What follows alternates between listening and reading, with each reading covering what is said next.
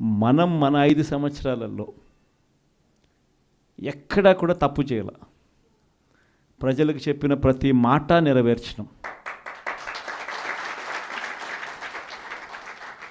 Manifesto అన్నది మామూలుగా రాజకీయ నాయకులు ఒక మేనిఫెస్టో ఇస్తారు, ఎన్నికలు అయిపోయిన తర్వాత దాన్ని చెత్తబుట్టలో వేసే పరిస్థితి నుంచి మేనిఫెస్టో అన్నది ఒక డెఫినిషన్ ఇచ్చి, మేనిఫెస్టో అన్నది నిజంగా ఒక బైబిల్ అని, ఒక ఖురాన్ అని, ఒక భగవద్గీత అని ఒక డెఫినిషన్ దానికి ఇచ్చి మొట్టమొదటి రోజు నుంచి కూడా కారణాలు చెప్పకుండా, కారణాలు వెతుక్కోకుండా, కారణాలు చెప్పాల్సి వస్తే కనుక మన ప్రభుత్వంలో మనకున్న కష్టాలు బహుశా ఎక్కడా ఎప్పుడు చూసిండం.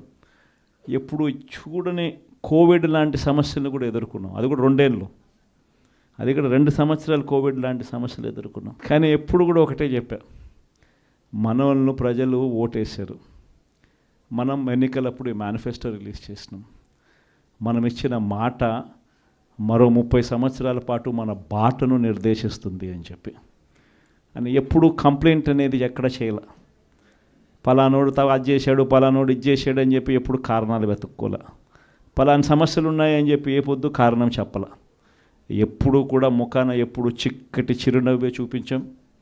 ఆ చిక్కటి చిరునవ్వుల మధ్య ప్రజలకు మేనిఫెస్టోలో చెప్పిన ప్రతి హామీని కూడా ఇంతవరకు రాష్ట్ర చరిత్రలో ఎప్పుడు జరగలేదేమో.